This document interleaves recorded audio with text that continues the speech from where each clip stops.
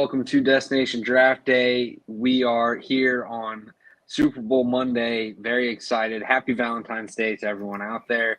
Single or in a relationship, enjoy the day. But, we got a lot to talk about. We got the Super Bowl talk. We got Giants and Jets rebuilds and mock offseason blueprints and everything in between. So if you're watching along today, listen, you can leave some comments in the comment section. You can ask any questions that you want. You can call us crazy for any takes we make, and we are more than happy to entertain it. But before we dive into anything football related, Nick Durst, how you doing today? Michael, I'm a little upset at the way the game played out last night. Happy for Odell Beckham Jr. that he won a Super Bowl. Sad that he tore his ACL, and he's probably, I guess for the Rams, that's good because now they're going to be able to re-sign him pretty easily because no one's going to pay him big money off an ACL. So off him, Robert Woods, and Cooper Kupp next year. Odell on a one-year deal or something. But I'm glad that Matthew Stafford didn't win MVP. I didn't think he played that well. He had 2 interceptions. Cooper Kupp MVP, very deserving. Could have given it to Donald. I think Odell Beckham Jr. would have won it if he played the full game. But I didn't keep hearing, Matthew Stafford's got nobody to throw it to here. He's throwing the ball to the best receiver in NFL, and Cooper Kupp, the guy who won the Triple Crown this year, the Offensive Player of the Year. So don't tell me he's got no offensive weapons when he's got him right there. So that was kind of annoying me on the broadcast. On the other side of things, Burrow, he was a tough guy. I mean, he got sacked 7 times, which is crazy. And Eli Apple, he's horrible. He was so bad. Jalen Ramsey was really bad in the game too, but Eli Apple kind of blew the game there for the Bengals, and you saw all the Chiefs players trolling him on social media, which was pretty funny. It is what it is. I thought a cool thing was Evan McPherson watched the halftime show. I mean, that guy is just straight chilling. I mean, he doesn't get frazzled in life.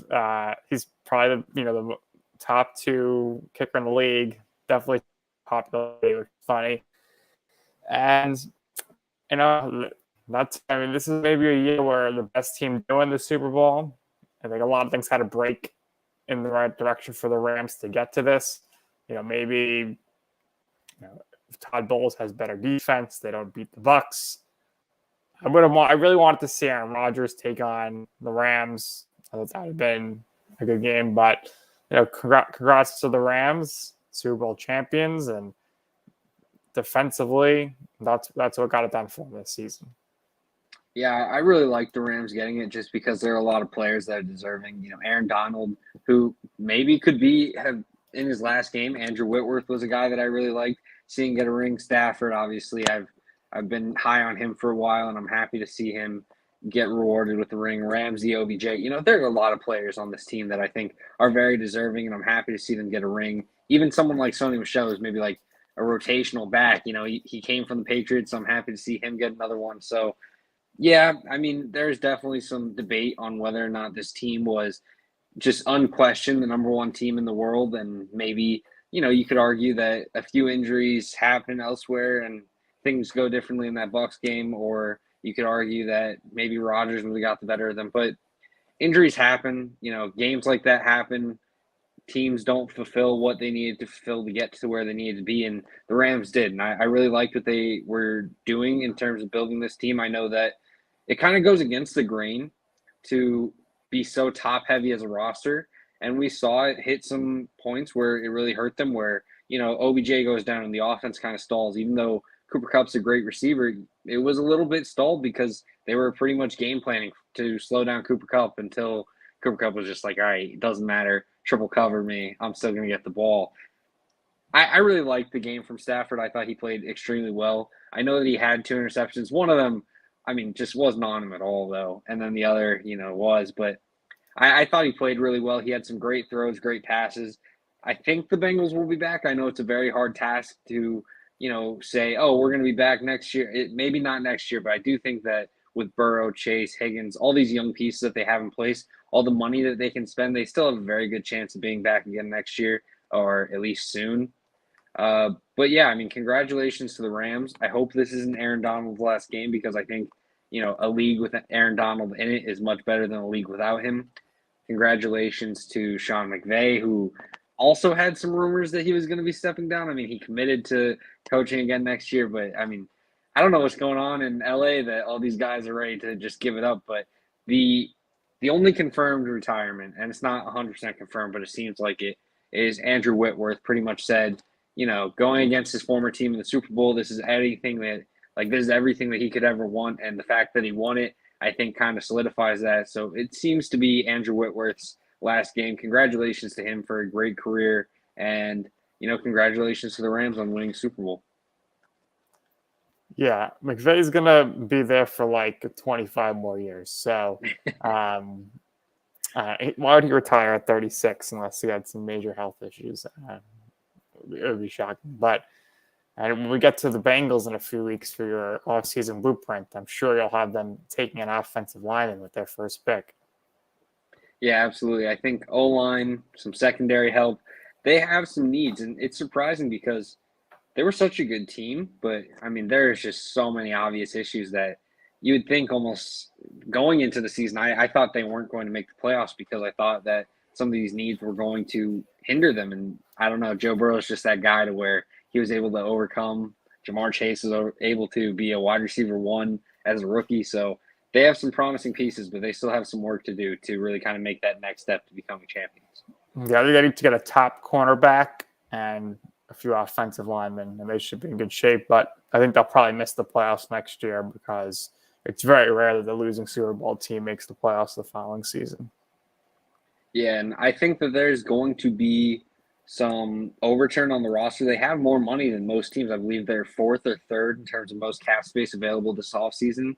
There are plenty of talented offensive linemen, plenty of talented secondary pieces that they could look for to add to their roster, potentially kind of continue to bolster this unit, which is going to be very scary for the NFL. Well, looking forward to it now. And the other news that we heard there yesterday was that the 49ers are trying to trade Garoppolo before the league year starts. So we'll see, where he ends up. The Saints seem to be the team we hear the most about. Yeah, I think Saints, Colts, those are the two teams that seem most likely. Colts are done. They're looking to get rid of Wentz. I mean, it's unbelievable. Yeah, I don't know 100% why. I mean, I understand that Wentz wasn't great, but I'm surprised that they were just so willing to kind of be like, he was not good. We're looking to improve at the QB spot.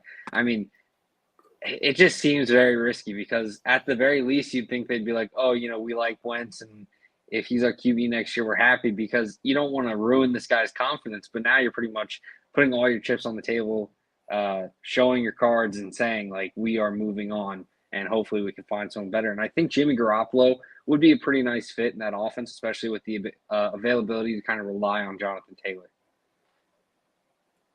Yeah, I think they do well there. And I want to see what the Steelers do also with QB because those are two teams that could certainly be in the playoffs next year as long as they get somebody stable there at quarterback. Absolutely. And, some of these teams that are near the bottom, similar to the Bengals, are looking to kind of change it around. And two of those teams come from the great state of New York. We're going to dive in first with the New York Jets. Yeah, at least the Jets have a franchise quarterback for sure. Yeah, I agree with you. At least for the moment, I think he absolutely can be. But we're going to dive into this mock draft. Kyle Hamilton is the first pick in this draft. And I know a lot of people are going to question picking a safety so early. But I think this is someone that is generational enough, versatile enough, to where he is absolutely worth it. You think of Robert Saleh and all the amazing stuff that he's done with his defenses in San Francisco.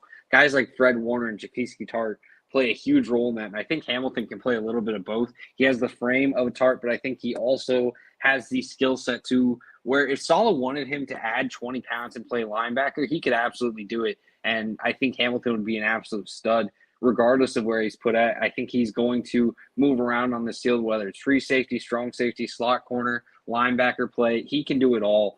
This is someone that I think the Jets add to their roster, just benefit from everything he can do. you look at guys like Jamal Adams, which Joe Douglas loved. He just wasn't going to be able to extend him for the price.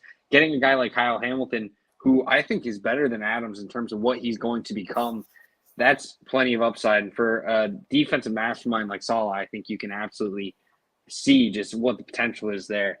At number 10, I got Trayvon Walker, a defensive end, defensive line type guy that can move in and out. I think that's huge for this for this 49er style defense. We kind of saw it with Eric Armstead, where this guy was just consistently getting pressure for his defenses, and I think Trayvon Walker added to the mix with Quinnen Williams, with Carl Lawson coming back, with John Franklin Myers, with Folorunso Faduaski. There is just so much potential with adding Walker to this unit. I think that you just have a tremendous front seven. You can create so much pressure, and it helps out your defense on such a large level. I think that's the big thing that a lot of people kind of underestimate when it comes to Saleh's defenses, is that they are pressure based. I know a lot of people want them to address corner early, and they still might, but I think Saleh's kind of focus for his defense is to get pressure in the front seven, and adding a guy like Trayvon Walker, I think, absolutely does that. At pick 35, I have him going with Trent McDuffie, the cornerback out of Washington. I think he fits that zone type of style defense that the Jets will want to run. You don't have to necessarily force that pick with a guy like Sauce Gardner or Derek Stingley, who are supposed to be man coverage cornerbacks. You can wait a little bit and benefit from, not having to spend that early value on corner and getting that value to be spent on other premier positions. Getting McDuffie here at 35, I think, is a good fit. He's a nice athlete, nice frame, nice IQ. In a system where they already have Bryce Hall, they have size at the cornerback position, you can kind of afford to have a 5'11", 6-foot corner in McDuffie, where you aren't necessarily going to be running into issues with size, because Hall can pick up someone. At 38, I have them going Jalen Wydermyer, tight end at Texas A&M. I think it is crucial that you get Zach Wilson some weapons. We're going to see some free agent acquisitions here that I'll talk about at the bottom, but I think Wydermyer is great for the tight end position. They've been lacking a receiving threat at the tight end spot. I think Wydermyer can both block, and I don't know why that happened. What the heck?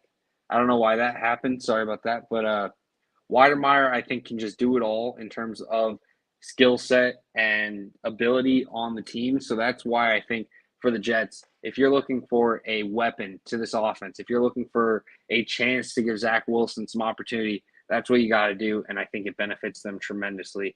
At pick 69, I have him going Troy Anderson. A little bit of a sleeper right now, but he's been rising lately. He is extremely versatile, extremely just dominant for the Montana State team, and I think as he goes to the NFL, we're going to see kind of Darius Leonard-type hype for him.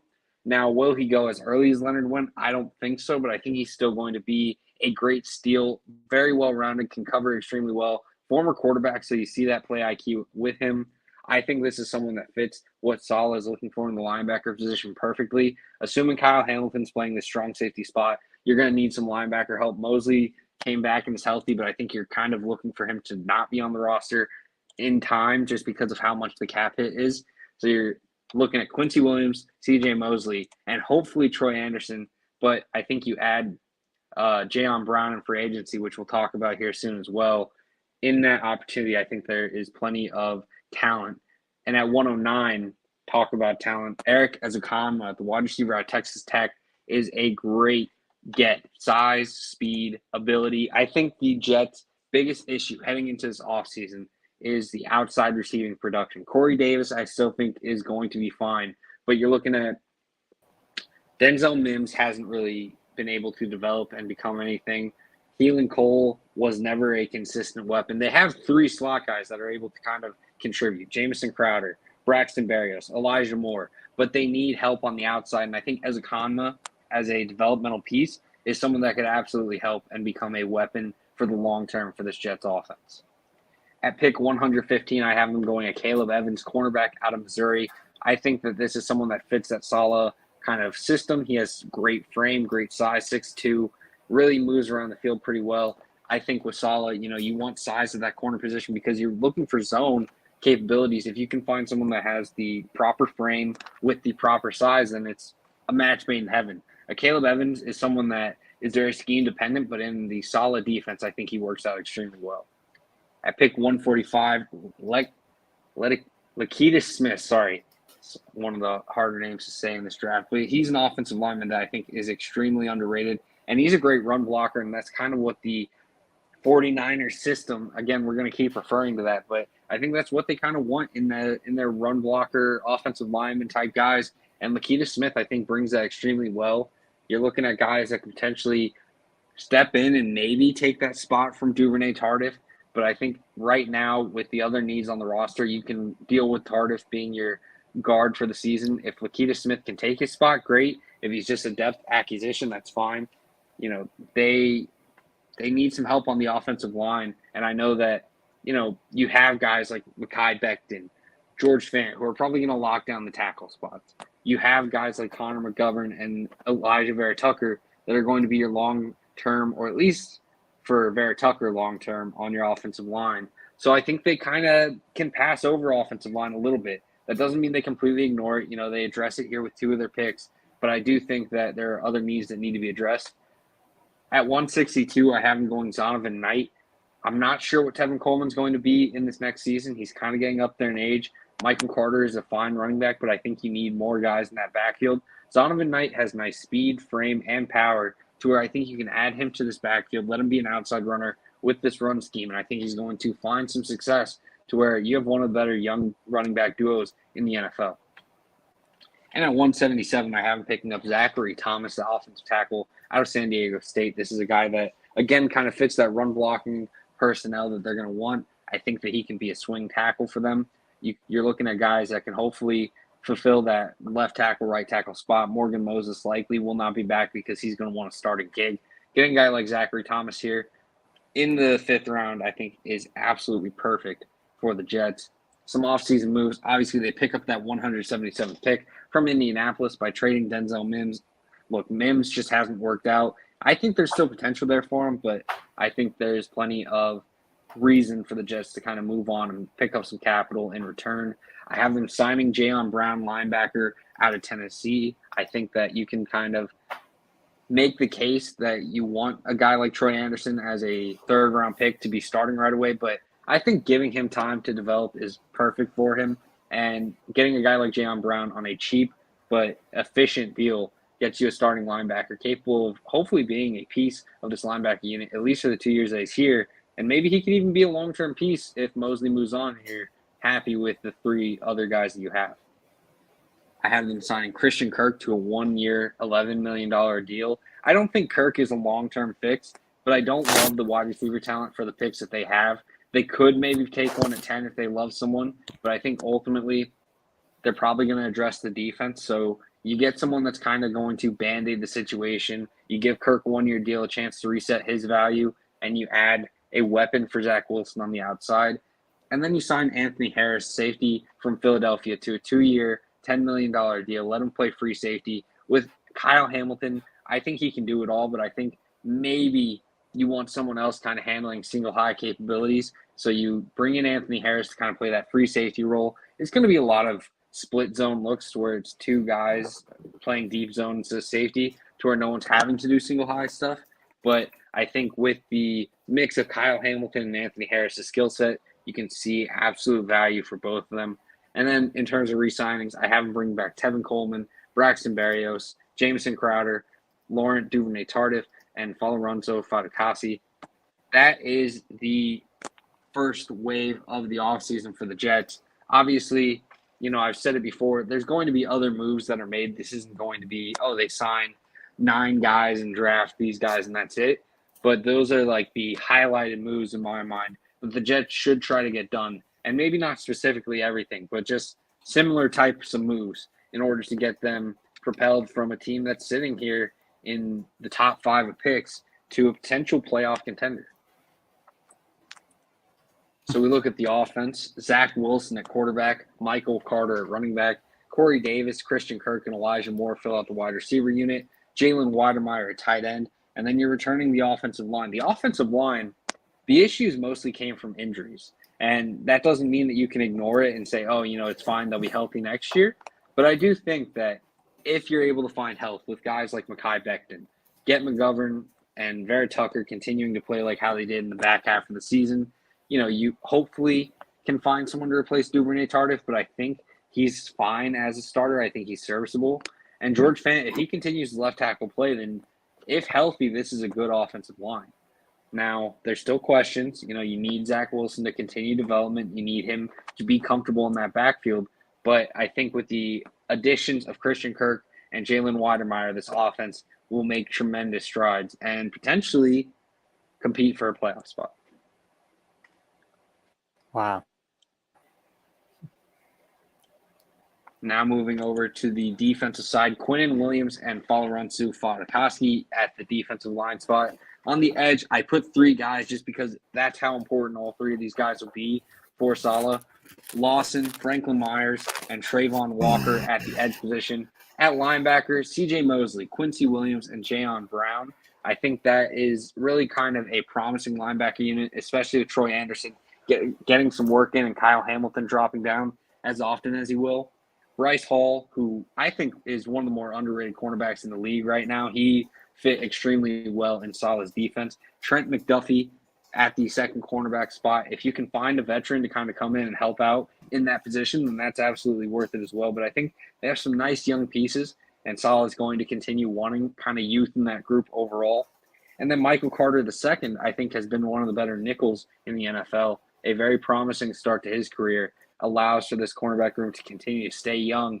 And with the addition of McDuffie, I think could be a very good group next year. And then at safety, we talked about it in the offseason section, but Anthony Harris and Kyle Hamilton. Now, Nick, the Jets weren't good last year. I think anyone can kind of admit that. But they are building in the right direction with an offseason similar to this. Maybe not exactly signing for signing, but just similar investments, similar positions taken.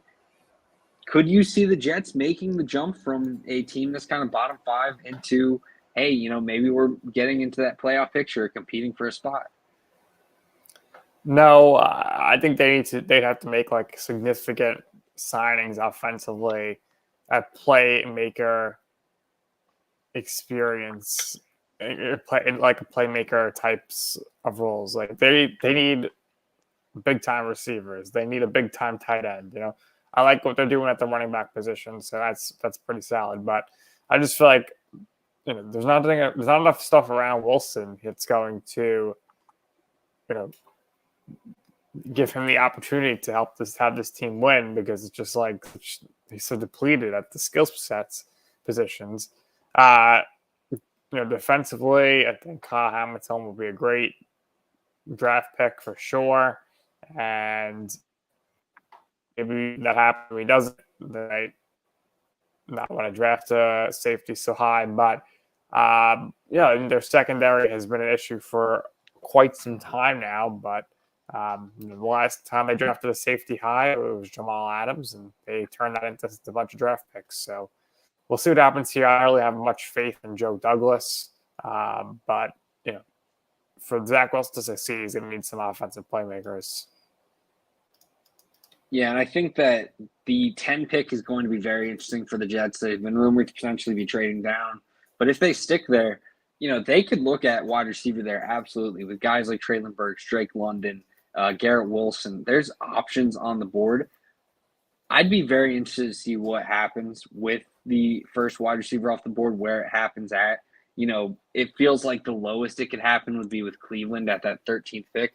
But ultimately, there's just going to be so many top-end wide receivers that maybe not like top-end where these are generational players like a Jamar Chase, but I think there's so many teams that are going to be varied on who their top wide receiver is because of guys like Garrett Wilson, who's just well-rounded and fluid.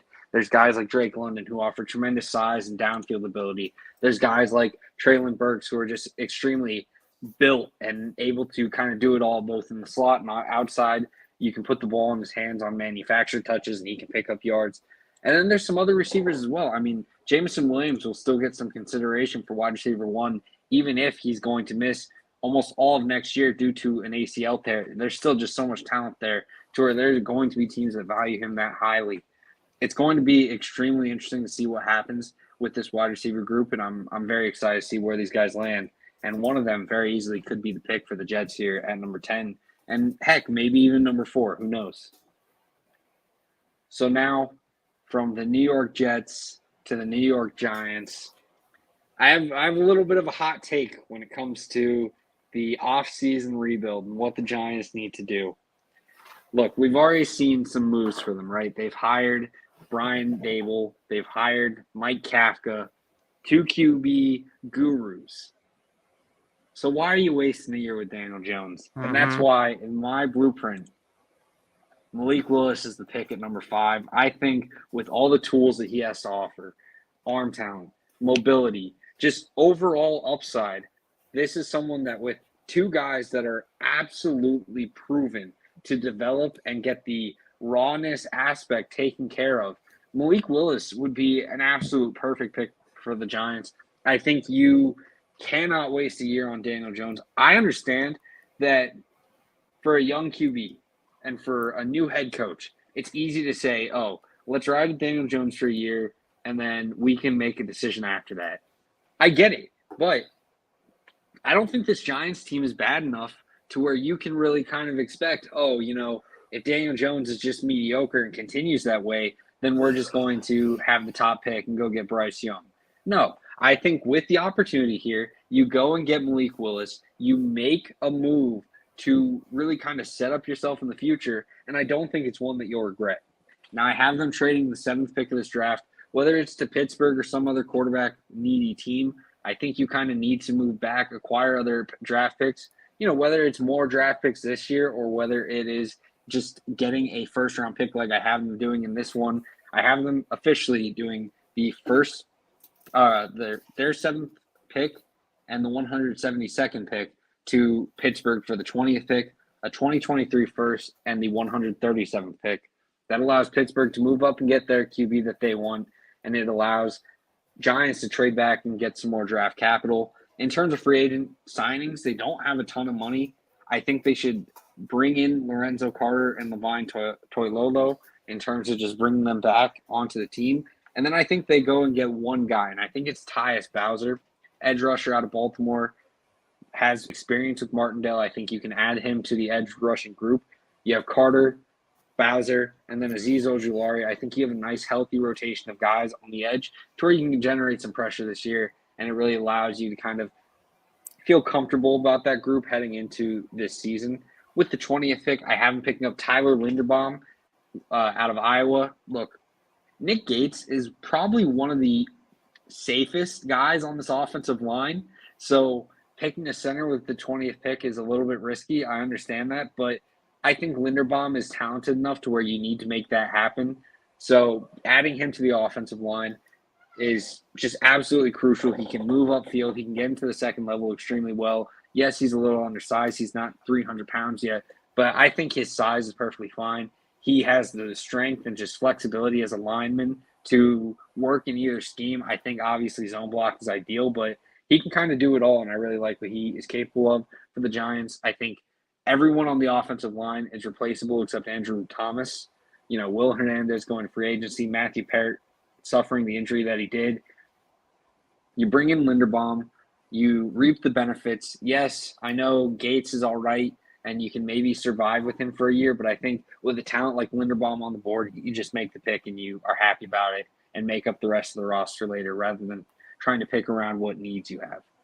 At 36, I have him going to Kobe Dean, linebacker out of Georgia. Again, this is a guy that probably didn't fit what the Giants were building in the past, but with Wink Martindale in town, I think he fits extremely well. Athletic linebacker that can pick up tight ends, pick up running backs, moves around the field extremely well, has nice processing ability. Kobe Dean was a part of one of the most dominant defenses in college football history, and I think he's going to continue that success at the NFL level. Adding him to Wink Martindale's system, I think, is a perfect fit and allows for him and Blake Martinez to make a pretty exciting linebacker duo, assuming Martinez comes back and plays 100% like he should. At pick 67, I have them going Ed Ingram, offensive guard out of LSU. I think this is someone that I have been fairly high on for a while. And, with the Senior Bowl, he's kind of risen up draft boards. I think this is going to be a stud. He just does it all. He's fairly consistent on the offensive line. Getting him into that left guard spot gives you Andrew Thomas, Ed Ingram, Tyler Linderbaum. And I think that is a nice kind of foundation to have in place until further notice on this offensive line. At pick 81, I have him going Travis Jones. I think you need a nose tackle. Austin Johnson, I think, is going to be someone that ends up leaving in free agency. Maybe not due to price, but just because the Giants don't have a lot of flexibility. They've been pretty consistent on drafting defensive linemen, and I know it's a new regime, but I think continuing to kind of pick up bargain value, and a guy like Travis Jones in the third round is extremely good value. Plays that nose tackle spot, keeps Lawrence on at that 3-4 defensive end spot, which I think he is extremely good at. Has Leonard Williams on his side. The job will be easy for Travis Jones, and I think he will be able to kind of fill in immediately and do very well with it.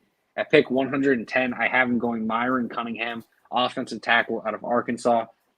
I don't know if this is going to be your long-term tackle. I think he kind of enters camp in a position battle with Matthew Parrott for that right tackle spot. But I think right now you kind of have to roll with a very young offensive line. There's plenty of potential for Cunningham to be your tackle, but I think right now it's just going to be something that you kind of deal with the headache of him being your starting right tackle, and you see if he can become something. If not, then I think you're all right with it because Malik Willis has the mobility and capability to kind of overcome a bad offensive line early. We saw Dable kind of find success with a terrible offensive line for Josh Allen in his first year. I think Cunningham can be something. I think he can, at the very least, be a serviceable swing tackle in the NFL. But, I understand as a fourth-round pick, and, we even have a comment here from Do a Barrel Roll. The major L is not having a plan for the right tackle spot unless you're saying Cunningham will start at right tackle this year. Yeah, I think that Cunningham at right tackle isn't ideal. I absolutely agree with you. But I think in this scenario, it would almost be something where you kind of roll with it, see if he becomes something. If not, you either kick him inside or you just kind of hope that he can be a depth offensive tackle. I know that's not what you want to hear, especially when you're building around a young QB, but I think that we've seen these coaches kind of do it before with their young quarterbacks to where it's okay and it's something that will be able to be overcome. At 137, I have him going Brian Cook, safety out of Cincinnati. Look, he played just 1 year after sitting behind James Wiggins, and he absolutely exploded. He put up a tremendous season. Obviously, he had the benefit of working with Ahmad Gardner, of working with some other corners on this team, Kobe Bryant, obviously. But I think Brian Cook is still a very good safety. Adding him to this secondary would be absolutely beneficial. You have some aging pieces in guys like Logan Ryan. You have some question marks in terms of Bradbury for the long term, in terms of Adoree Jackson for the long term. So getting some security at that safety spot is a great acquisition here late, and I really like what Brian Cook could potentially become. At pick 146, I have him going Cole Turner, tight end out of Nevada. You're looking for him to potentially be your receiving threat out of the tight end spot. Kyle Rudolph obviously is your starter for next year, but if you can find some youth that can hopefully overcome him, then that's great. And I think Cole Turner offers the athleticism and potential to do that. He offers the red zone threat ability to where he could potentially be coming in and be, maybe a red zone target that is helpful for Willis. Turner has been Carson Strong's go-to guy for so long in Nevada that I think this guy offers plenty of promise and potential. And, for the Giants to get him here at 146, I think would be a great pickup. And then for the last pick of this mock draft, Vidarian Lowe, offensive lineman out of Illinois. I think he can kind of fit in all around. I think probably he's best suited for guard. He wasn't tremendous at tackle, but I think you can add him into the offensive line, get some depth, and I think that's going to be huge for this Giants team is to try to kind of figure out how you can survive on the offensive line this year without many funds to kind of address it. So that's why, when you look at this offense, probably everyone's first comment is that is a lot of college jerseys on the offensive line. And I understand the concern. Malik Willis at QB, Saquon Barkley at running back, Kadarius Toney, Kenny Golladay, Sterling Shepard at receiver, Kyle Rudolph at tight end. I think that's a solid group. In terms of skill, talent, you're feeling okay with that group heading into this year if you're the Giants. But the offensive line, Andrew Thomas is going to be your star at left tackle, Ed Ingram at left guard, Tyler Linderbaum at center, Ben Bredesen at right guard, and Myron Cunningham at right tackle. That right side is going to be in question. Now, can Cunningham potentially come in and be able to play decently to where you're feeling okay about him as your long-term tackle or potential right guard of the future? Yeah, absolutely. Could Matt Parrott come back a little bit better than expected and be able to kind of hold down that right tackle spot and maybe kind of develop a little bit more into what people had hoped for when he was a prospect? Yeah, absolutely. There's potential here for the Giants to find an answer at right tackle with this offseason plan, but it is risky, and that's why the question is there. But I think still, with the talent that you have in this coaching staff, in terms of what they've done to develop quarterbacks, you need to pick a guy like Malik Willis. You need to maximize that staff that you have, maximize his talent, and the payoff could be tremendous. So you're telling me the Giants are finally getting rid of Evan Ingram? I think they let Evan Ingram walk in free agency. Probably he ends up with the 49ers would be my guess. They've been kind of rumored to be wanting him for a while. He kind of sits in that tight end 2 spot. The Giants should have traded him like the last 3 years. Oh, absolutely. I agree with you. I think Shepard's gone. They're going to cut him. I think they're going to cut Blake Martinez. So we'll see. Kenny Galladay was a total waste there. He was horrible, didn't play. So is Malik Willis your top quarterback in the draft?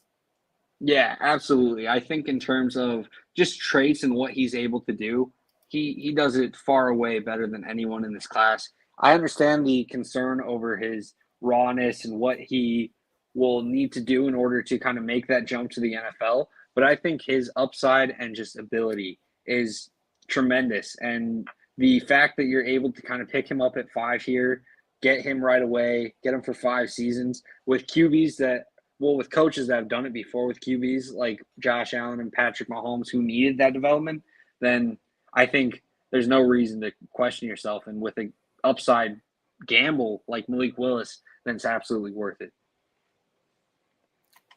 Listen, I'm all for taking a quarterback, moving on from Jones. I personally would take Pickett. But it seems like the Giants are all in on Jones for some reason. So maybe they're just trying to fool everybody at this point. Yeah, I do kind of hope that they're trying to fool people just because I think regardless of who they love in this class, it'd be fun to see Dable and Kafka kind of take a rookie quarterback and see what they can do with him. On the defensive side, a lot. You like him a lot. Yeah, I'm a big fan. On the defensive side, you got Azeez Ojulari and Tyus Bowser taking up the edge position. Again, Lorenzo Carter back allows them to kind of have a nice, healthy 3-man rotation. On the defensive line, Leonard Williams, Travis Jones, and Dexter Lawrence. At linebacker, you got Blake Martinez and Nakobe Dean. At corner, James Bradbury returns. I know there's kind of been questions about if the Giants would try to move off of him to get some cap space. I think it's definitely a possibility, but right now, I think he's worth having for the Giants team. Get him, bring back Adoree Jackson, have Darnay Holmes in the slot. And then at free safety and strong safety, you got Logan Ryan and Xavier McKinney. Allows for you to have a pretty solid defense when healthy. They were pretty good in terms of 2020. 2021 suffered a lot of injuries and it kind of fell apart. But I think in 2022, especially with a guy like Martindale, this is going to be a good defense. Yeah, the key here, they need to bring back Blake Martinez. Once he got hurt early in the season, they were lost without him. Saying that they might cut him to save money, but you got to bring him in, bring him back. Him and Logan Ryan will have to lead the way under Martindale's new defensive system, and it's going to be. I think they need to bring them back. I think it's crucial. Yeah, I think that with Martindale in place, you kind of want these veterans to kind of help ease the change of scheme. And you can invest in young guys to potentially replace them. That's fine. But I think right now in this first year with a coach like that, with the potential that this defense has already kind of showcased, I think bring back guys like Martindale, bring back guys like Logan Ryan, James Bradbury. It's absolutely beneficial for your team. And, this is a hot take, but I don't think the Giants are going to be this terrible team next year. Even if they have, the holes on their offensive line, I think that the coaching staff that they have in place is going to overachieve. And whether that's, they ride with Daniel Jones and they have a bad offensive line and that's just them winning 5-6 games, or whether that's, them going out and maybe picking a QB and maybe winning 7, 8 games. I don't know if they're going to be a playoff team, but I do think that they're going to overachieve and people are going to be surprised at how good the Giants are. And that's why I don't think you can kind of say, oh, we'll give Daniel Jones a year and then we'll pick a QB then, because then you're trying to pick a QB in that 10 to 15 slot. And I don't think that's going to really offer a lot of QB talent right away for the Giants. So that's why in this situation, I think if you love someone in this class, and I know there's plenty of options of guys that you could like, then I think you take them, absolutely. Yeah, I think the success of this team all comes down to who's playing quarterback next season. And if it is Daniel Jones, that's not good. And he's going to miss a ton of games too. So they better get a good quality backup. Absolutely. So speaking of quarterbacks, there has been a little bit of turmoil in Arizona. Kyler Murray been talked about as a potential trade rumor, apparently unhappy with the Cardinals. Then there were some reports that the Cardinals are a little bit unhappy with Kyler Murray and that he's been a little kind of blame game type of QB in terms of who's really taking credit. Hasn't really been as committed as they would have liked him to be. We've seen this happen before with young quarterbacks, and it kind of generally results in nothing. But I don't know. We've seen Tampa Bay hosted the Super Bowl, brought in a new quarterback, won it. Los Angeles hosted the Super Bowl, new quarterback, won it. Arizona, maybe they should try to make a move here and continue the curse of good luck. What do you think, Kyler Murray for Aaron Rodgers?